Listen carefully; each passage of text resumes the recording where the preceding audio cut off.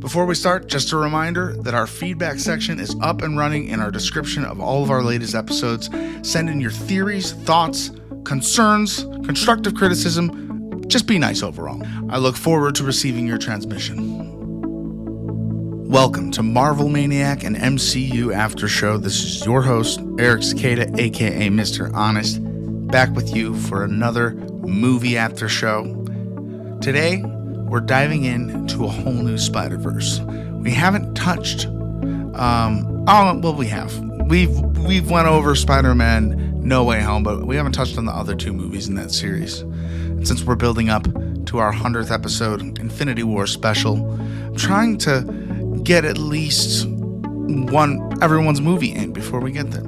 And we have now arrived at Spider-Man Homecoming, a movie that I somewhat forgot of its importance until maybe this rewatch. I've watched the movie a couple times, but now having seen the trilogy and his journey through Infinity War and Endgame, going back to his very first movie in the MCU is a bit of a nostalgia trip at this point. And I remember like it was yesterday when this Spider-Man movie was coming out and us fans didn't know what was to come.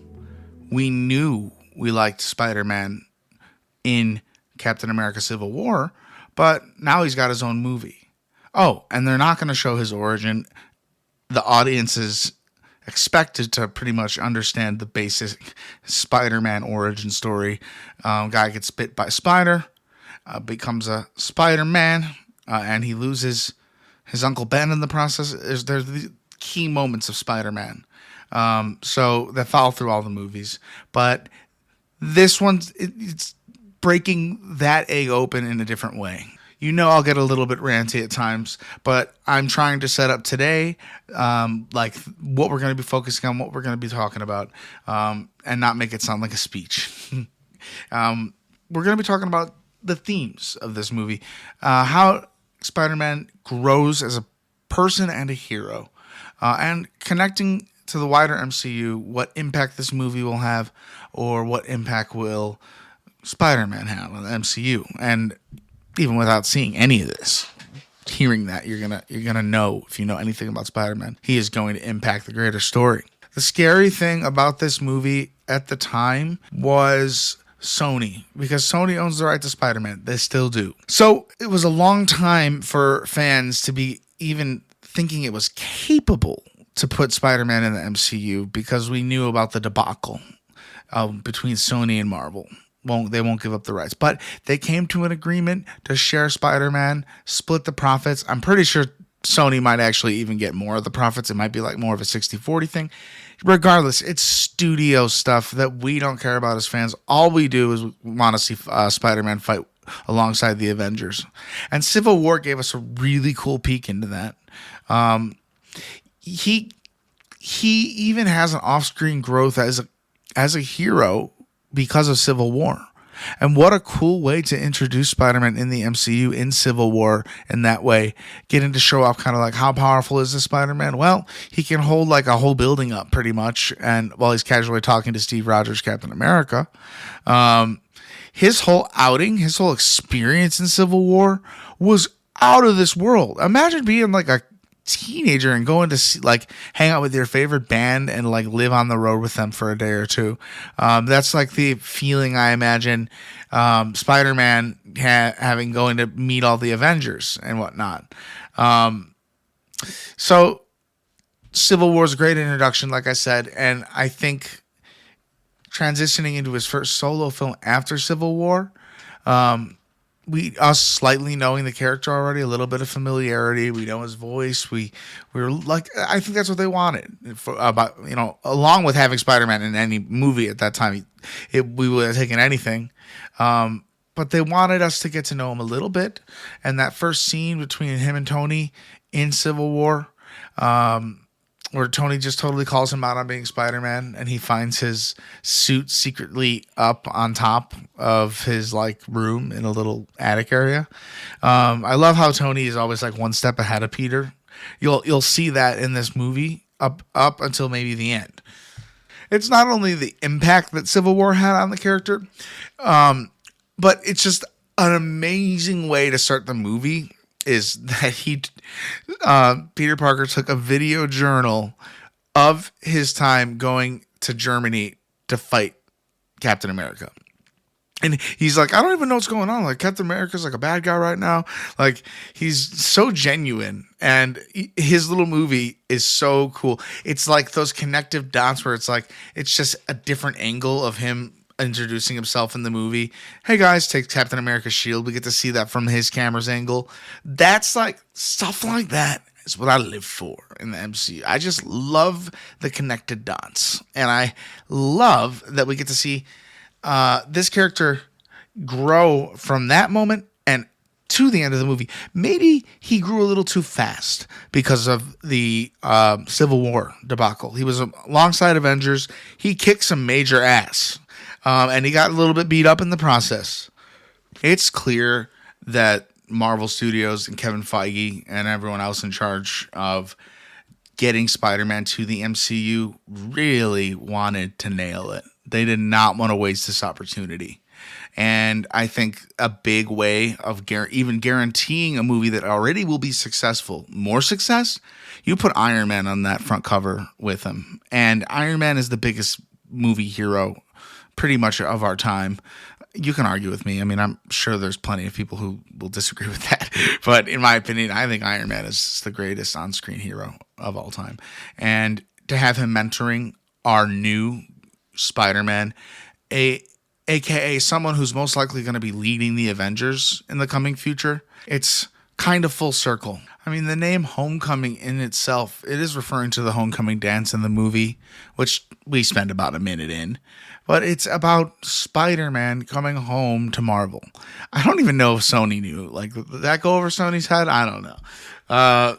However, this is just the most unique take on Spider-Man I'd seen.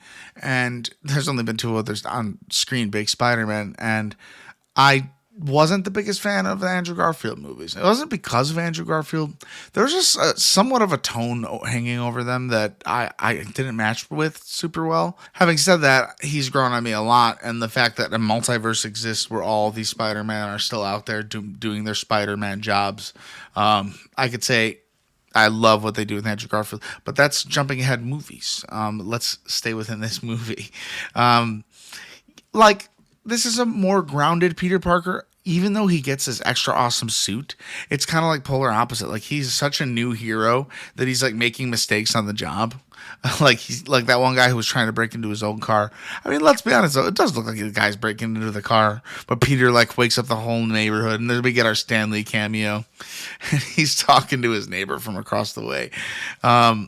Is that we get to see the chaotic life of Spider-Man and how Peter Parker is running around the city, you know, taking stolen bikes and trying to putting notes on, is this your bike? Don't take it if it's not. I just love that. And in school, he's not paying too much attention, but when his teachers call on him, he knows the answer because he's somewhat of a secret genius as well. Super smart person, Peter Parker. And I think they definitely give you a little bit more of that in the Tobey Maguire movies, and less of that in the Andrew Garfield movies. The best part about this Spider-Man, it's been said before by many, he's the best of both worlds. So, like they say, Tobey is the greatest Peter Parker, then Andrew Garfield is a better Spider-Man, and Tom Holland is all around the Spider-Man. And as someone who grew up on the Sam Raimi movies, Dustin will probably scold me for this. I would have to say that this is Tom Holland's Spider-Man is my favorite Spider-Man. And it's not because I think he's putting on a better performance. I mean, it's just kind of like what the MCU is doing with him and how well they utilize him. And his first two outings, including this one right here, which I'm kind of going on a rant already. But it's just kind of about, we wouldn't have there's universes in the multiverse, our multiverse, where we didn't have Spider-Man in the Marvel movies, and all of the other movies are affected by that in a little way. I mean, Tony and Peter's relationship is so big on the latter half of the Infinity Saga. Tony not mentoring Peter, I don't know who he'd be mentoring. Or like half his story, half of the reason he wants to bring people back is because he lost Peter, and he feels responsible for that, even though we lost half of all life. It all starts here in Homecoming, and the relationship between Tony Stark and Peter Parker is a special one. Peter is like 15 years old in this movie, and maybe 14 when he came and found Peter at his house for Civil War.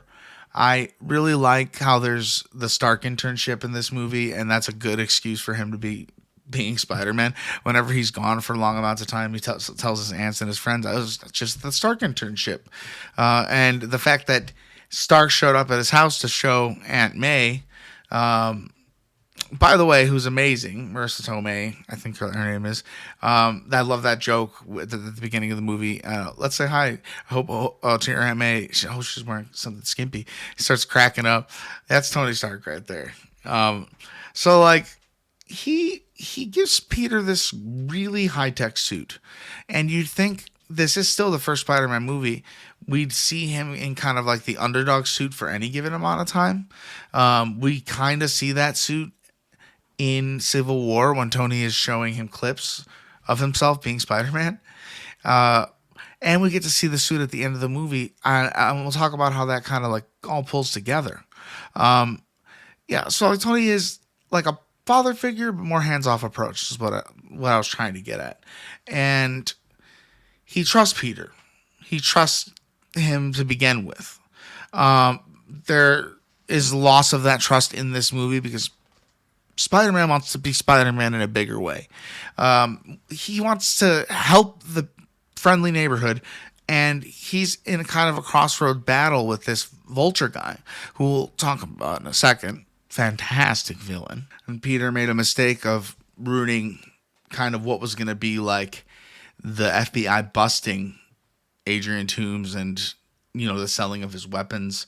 But he messes up, and you gotta love the part where Tony is right in front of Peter, maybe for the first time in the whole movie, except for the beginning. And Tony says, I'm gonna have to take the suit. It's very hard for Tony to do this, but he mentions to Peter that people thought he was crazy for recruiting a 14-year-old kid, and you're making me look bad. So I got to take the suit back. And Peter says, I'm nothing without the suit. And Tony replies with one of the strongest lines in the movie, maybe closer to the MCU. If you're nothing without the suit, then you shouldn't have it. And Tony says that from experience. Man, I just love this movie. It seems like Iron Man is testing Peter Parker most of the movie and seeing what Peter will do and if Peter will listen. But the whole movie, Peter is a rebel, like taking the tracker out of his suit. Like, Tony's clearly trying to just protect you. And he's trying. I like from the beginning of the movie, he's leaving happy all these messages. By the way, Jon Favreau's Happy Hogan, so good in this movie. So great to have him be a part of this franchise. Always my favorite in Iron Man. And it's a crossover between Iron Man and Spider-Man. It's a celebration. But no two heroes have quite the connection like these two. It's an interesting relationship. Let's talk about our villain of the movie, Adrian Toomes, a.k.a. the Vulture.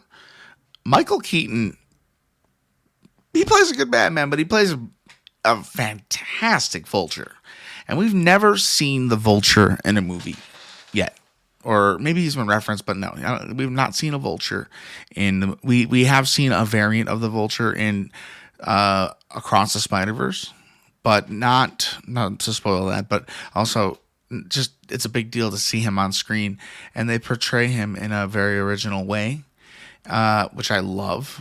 I think it's a great beginning villain for Spider-Man, and from the beginning of the movie, you can kind of relate to Adrian and why he kind of gets into the business he does. It gets out of control, but basically it starts off at like the end of the first Avengers movie.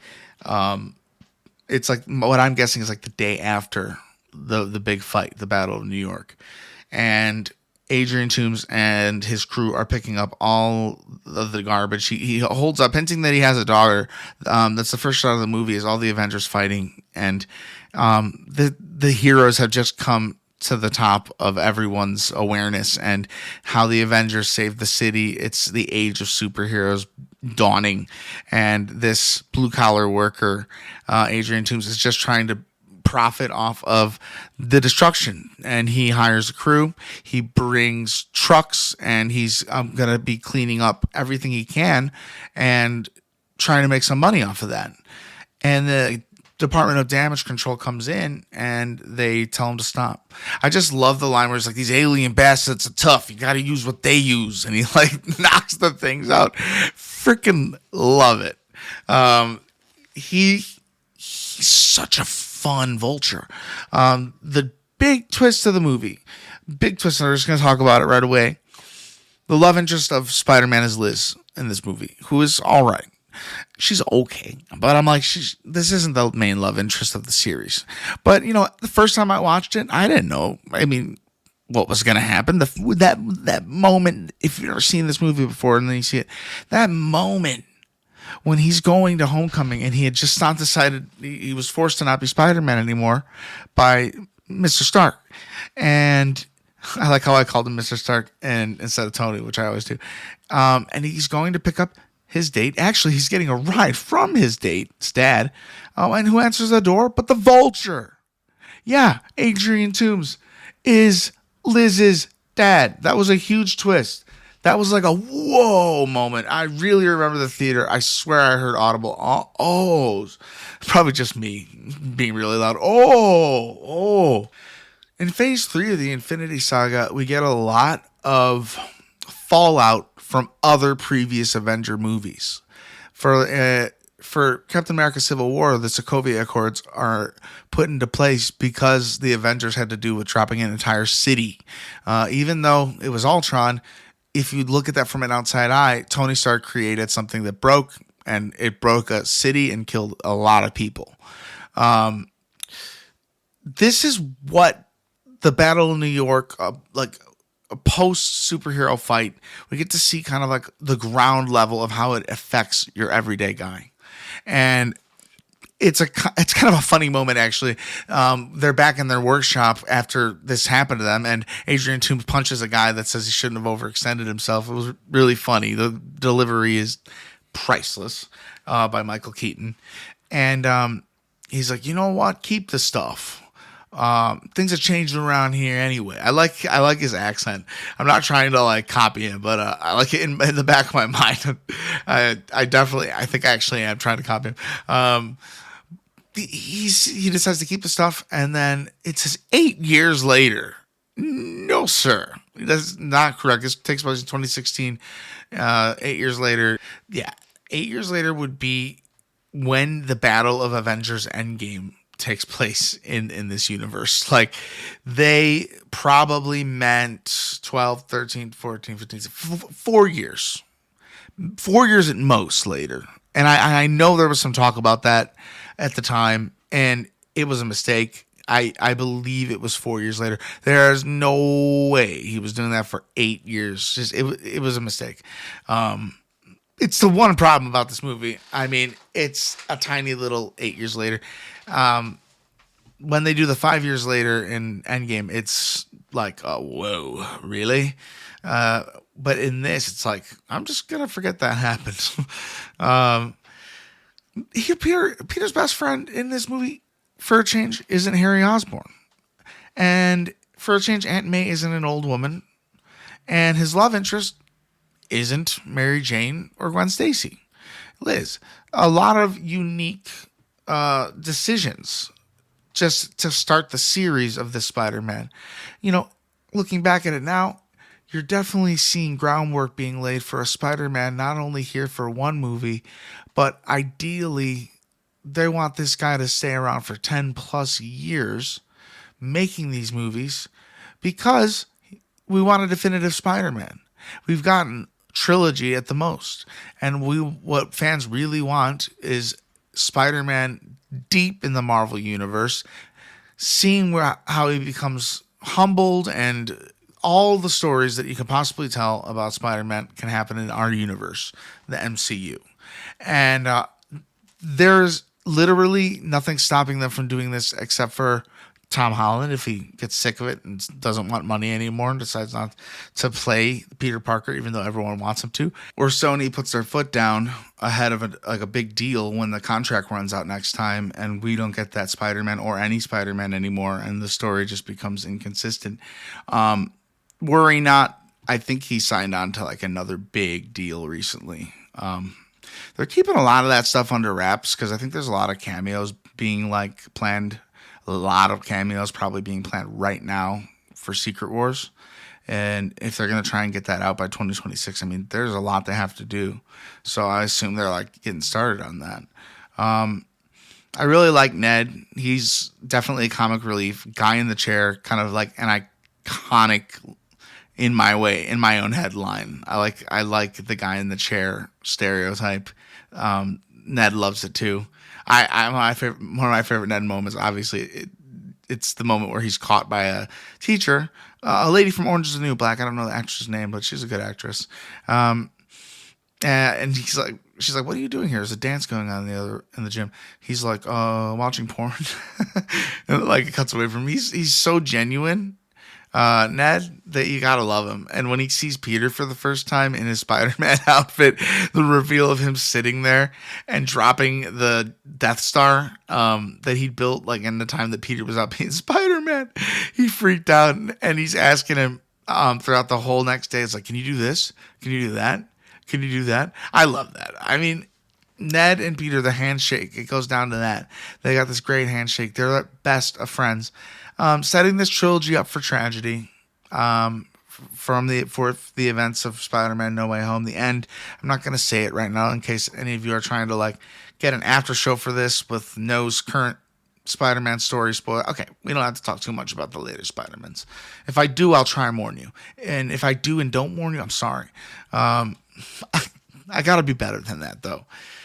Aunt May is just very different. Marissa Tomei, I really love her. She plays a very supportive Aunt May. Not that any of the other ones weren't. She's a different version of her, and she's a lot of fun and outgoing and witty. And I really love the scene. It's a very small moment, but it's like a little montage. He asks Aunt May after Liz accepted to go to the dance with him, like, "Can you teach me how to get ready?" So it's like a little montage of her like teaching him how to dance, learning out how to tie a tie, and then he arrives at Liz's house. Really fun. I don't want to spoil anything, but spoilers. Okay, there's gonna be spoilers.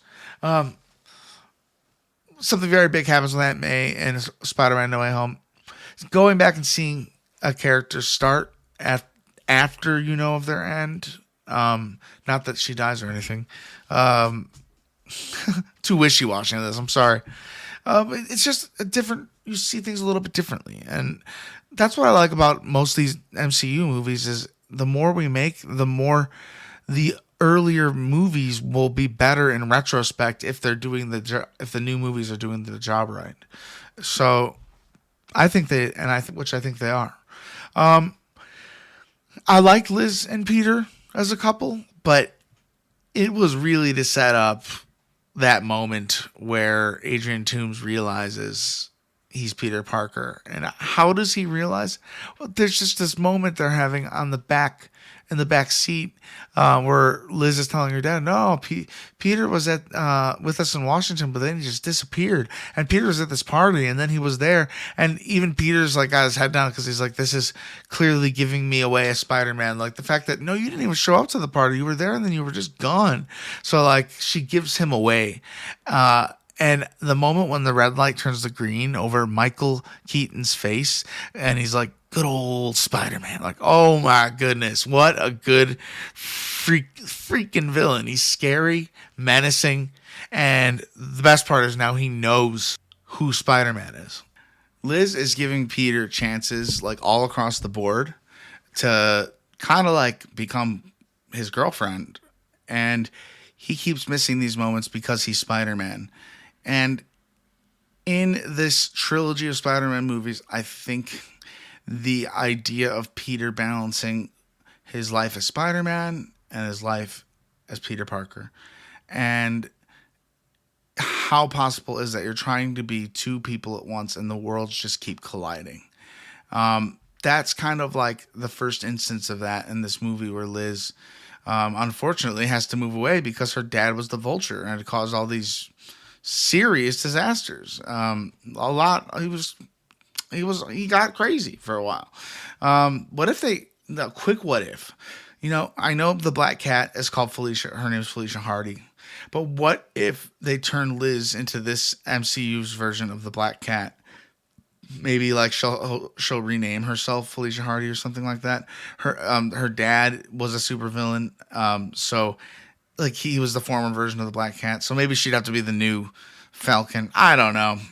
I was just wondering how like Liz could ever come back into play, but I don't really want her to be like a huge love interest to Peter unless it's like going to be following the comic books at all. Like maybe he'll meet Gwen Stacy he already. I think he's leaving MJ alone. I don't know if he's still going to be in love with her in the next movie. But Liz, back to Liz, I just don't think we'll see her again. But then watch Marvel just like throw us. It just seems like someone who has a lot of potential to come back as like a supervillain. This movie had some very fun action sequences and nerve-wracking action sequences. There's a scene on the ferry, the scene that causes Iron Man to take the suit back. Peter Parker's trying to get information on the Vulture, and he's pretty much busting a deal. Little does he know the FBI is there doing that too, and yikes. Peter really like messes stuff up. Like he's fighting the Vulture and the Vulture drops his gun and Peter tries covering the gun up with spider webs, but then it keeps shooting and he contains it so much that it forms like a laser beam and it rips the boat in half. It's like, oh my goodness. Dang, that's not good. And Peter's trying to web the boat together and he can't. Like, there's this epic shot of him where it just shows his hands. I love when they do that. They do first-person Spider-Man shots really quickly. And he was doing good. And there's this one guy who's like, yeah, Spider-Man! I just love this. It seems just when Peter's about to lose it and not be able to do this, Iron Man shows up and he's like, oh, hey, Spider-Man. I love that. I love the sarcasm. And then like Iron Man does the Iron Man thing where like he has some crazy invention that was made just for this. Like all these other metal plates start going on each side of the boat and it pushes the boat together. And then that same guy's like, yeah, Iron Man. Yeah, that was a really, really, really cool scene. The Washington Monument was like, it was an action scene. It's just there wasn't any like fighting, but there was a fighting for time. Peter got stuck in the damage control building trying to, yet again get intel on Adrian Toomes, and he got stuck in there for a long time. So he missed like everything everyone was doing at Washington, including the debate team. I think that's the debate team. I might be wrong. Might be just like, I don't know, the smart people club he's a part of that I definitely wasn't in high school. I just really like the Washington Monument scene. He's going up it and you can see that, you don't think something's so big until you see a person or thing in like scale with it. And he is so tiny on there. And he's got his like assistant, who I forget his assistant, like his robot assistant, his AI assistant. I forget her name, but she's like pretty much saying how like there's a like worse and worse % chance they're gonna live, and it's gonna be catastrophic. It's a funny thing like this. The actress in the elevator, she's a funny actress. I've seen her in some things. She's saying like we're not in any immediate danger, and it cuts to Peter outside, and she's like, they are in immediate danger, and I just like how that happened. The way that Peter kind of saved the day. He had an opportunity for like a moment where he kissed Liz as Spider-Man, but didn't, which I like because I'm not too crazy about them. You know what I mean? It was a good love interest for the first movie, but that's what I'm saying. Like, will she come back in some like villainous type of way as like you ruined my life type of thing. I don't know. They could do that, but I don't know if it's anything. I'm really interested in seeing that. Said that literal same thing about Agatha all along, like a year or two ago. And boy, was that wrong. That show is great. And we are covering that currently week to week. You can look for our after shows about 3 hours after the episode airs. Give me some time. But I post it that night. It's going to be a little late for us, East Coast / Central America. But, in LA out there, you guys got probably like a 10 p.m. release time. I just like getting the TV shows out fast. But I was a little rushed last night on the episode for Agatha All Along. It was a big one. I'm not going to spoil it. And if you're a fan of WandaVision, you're a fan of Multiverse of Madness, you're going to love Agatha All Along. I'm not being paid to say this, but I promise. So the final battle with Vulture. I mean, there is a moment, like it's not really a battle, where Peter's chasing the truck and the Vulture just lifts him so high into the air and drops him, and he gets a parachute, but it breaks and he falls in the water, and then Iron Man shows up and he's not actually there. And I love the delivery on this line by Iron Man. He's like, can't you just be more of a friendly neighborhood Spider-Man? Like the way he delivers it is really way better than the way I just delivered it.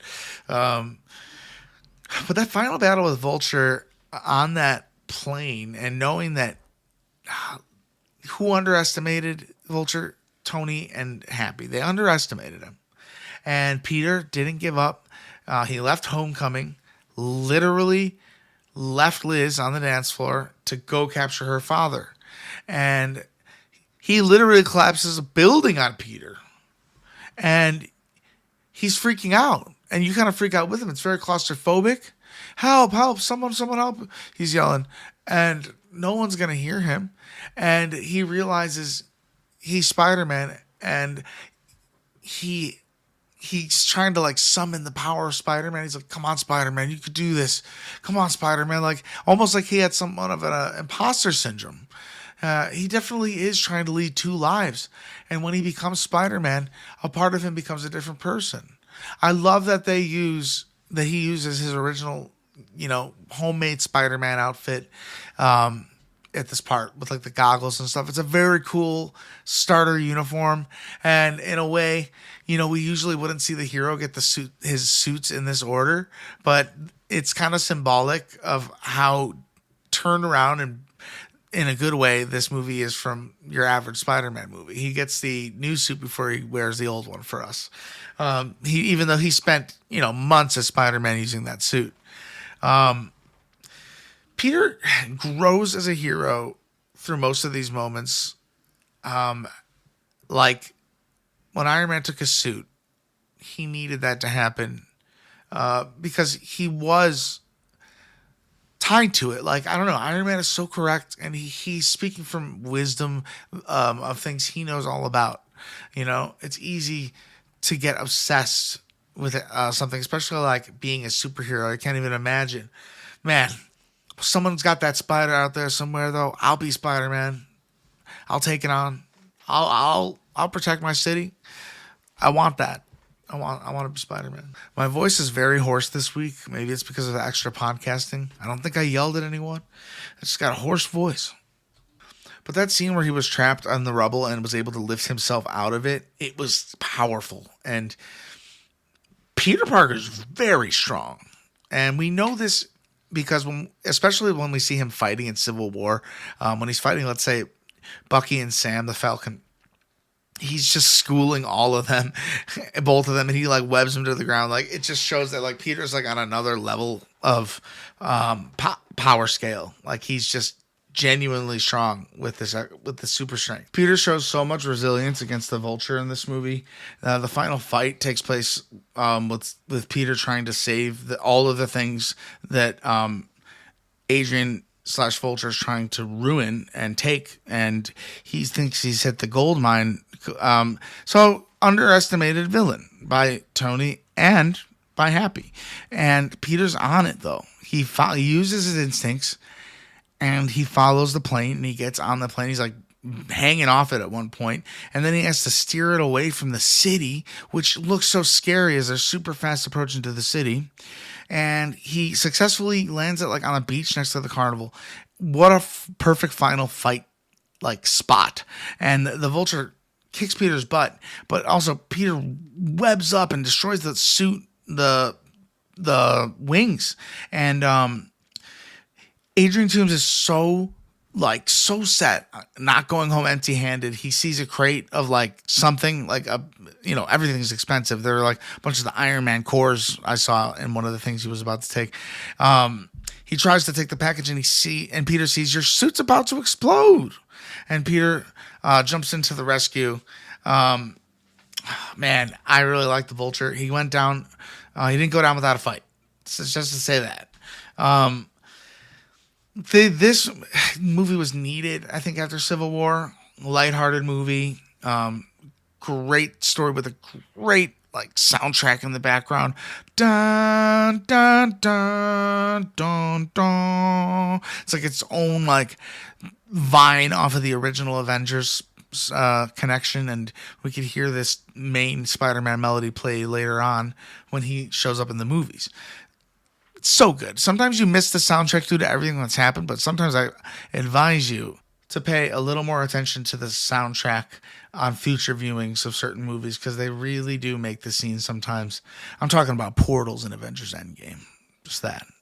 Bom, bom, bom, bom, bom, bom, bom. Okay, I'm sorry about that. So Peter saves the day, and Happy comes to get him from school, already taking him out of school. And he thanks Peter for saving him his job pretty much.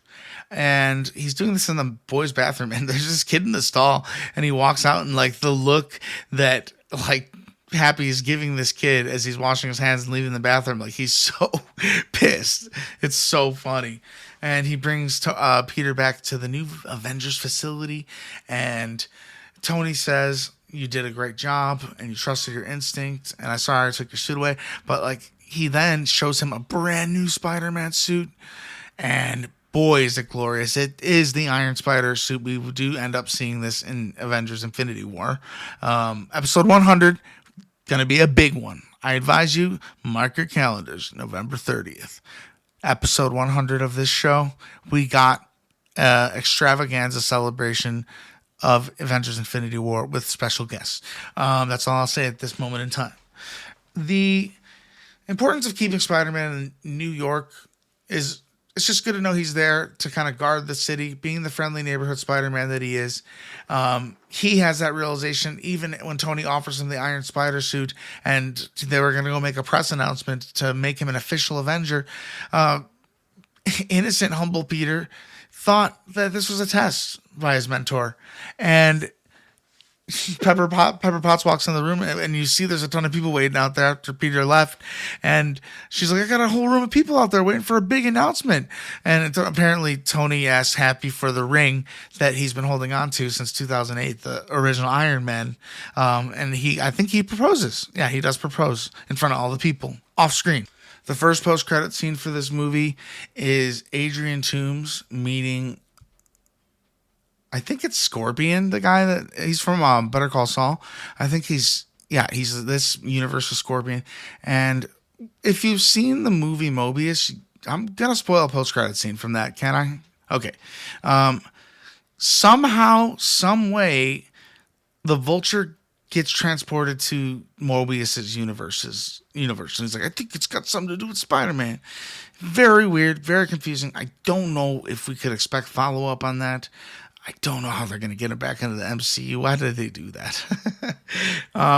He was saving Peter's identity because people on inside obviously want to get back at Spider-Man. And Adrian Toomes tells Scorpion that if he knew who he was, Spider-Man, if he knew who he was, he'd already be dead. And he smiles as he's walking away. And I love that. I think he's like got a respect for Peter. He saved his daughter's life. And, he's genuine. He's a genuine hero. So I really appreciate the appreciation that the Vulture has the last post-credit scene, you wait all the way to the end, is Captain America saying how sometimes if you wait for something, good things will come, and sometimes nothing's going to happen, like nothing of importance. In this movie, he was the gym teacher used him on a video to do like this fitness program. I didn't know that the government, I guess, had Cap doing all this stuff right when he was coming back to being an Avenger. He's in his original Avenger suit in this. I think that's really cool. I wish Cap and Spider-Man had more on-screen moments, but they do have a few. And that's just this movie. This has just been Spider-Man Homecoming. Peter grew as a hero in this, and there was a lot of self-actualization. He knows he wants to be Spider-Man, and he knows he wants to protect New York. And he's got Tony on his side, and they're going to need him for an Avengers mission maybe months later, but we don't need to talk about that just yet. The lightheartedness of this movie, the subtle comedy, it's got its own taste. It's its own thing, not even just for a Spider-Man movie, just its own movie franchise. It feels refreshing, and I'll hold that to this day, up through No Way Home. This movie was a great comeback for Spider-Man, and it set him off on a journey that we will see no Spider-Man. We have never seen any Spider-Man go on before and do double trilogies. Yes, he's going to have 2 trilogies. So we have a great bit of Spider-Man left, because along with those trilogies comes 2 Avengers movies. That's 8 movies. If you like Tom Holland as Spider-Man, send me a message in the feedback section. You just go to our about section of the podcast, and you click the feedback. Let us know your thoughts on Tom Holland as Spidey. Do you want them to bring all the other Spider-Man together again? Did you enjoy my recap / after show for No Way Home? Did you see it in theaters too? Are you a theater goer? All those questions and more in our feedback box. I really want somebody to send some stuff. Send me your theories. I must hear them. This journey in this movie for Peter Parker, it's a very small step in the direction that this series will take as a whole. Spider-Man is a beloved character, and Marvel and Sony together wanted to give him the right story if they were going to make a 3rd iteration of Spider-Man. And I think Tom Holland as Spider-Man was the missing puzzle piece the MCU needed, and thank God we still got him. It's so sad Chadwick Boseman's gone, because he was supposed to be the next leader of the Avengers along with Captain Marvel and Spider-Man. That's what I've been hearing at the very least. I'm very sad about Chadwick Boseman being gone, but we're going to have to talk about Wakanda Forever and talk about all that sets up in that world. Next week, I don't know what movie I'm going to be covering, but it might be Black Panther, and it might be another movie, but most likely Black Panther. If it's not, I'm sorry, and don't be upset with me. Black Panther is going to be covered before episode 100, Infinity War, which will air on November 30th. That's going to be my biggest landmark episode, and it's going to be like the ending of an era and on to a new one with all we've built up together. This community, this podcast, we are doing 2 a week now, and we're honed in on Marvel. And I'm going to be happier to be doing this just for a few of you, many of you, none of you. I love talking about Marvel, and I love that you did actually come and stay here to this point of the show. So you're amazing. Thank you for being here. Thank you for listening. And don't forget about that feedback link. If you're going to rate the show, please rate it a positive. It would actually mean a lot if you can give it a thumbs up or a positive rating, a review, anything that goes the longest way. There's also a tip jar link in the description if you're feeling so inclined. It all goes back into the show / the bills. Never necessary, but always appreciated. And this has been a fun episode. I love Spider-Man. I am looking forward to talking to you next week about the 3rd to last episode of Agatha All Along. If you haven't listened to our coverage or haven't watched that show yet, that's happening on Wednesdays. We're talking about that the night it comes out. And this episode will be dropped tomorrow from my end at 6:30 a.m. How does that time work for you guys? Feedbacks. The feedback section. We got you. I'm telling you. You are the best. We will see you next time, and until then, Avengers, disassemble.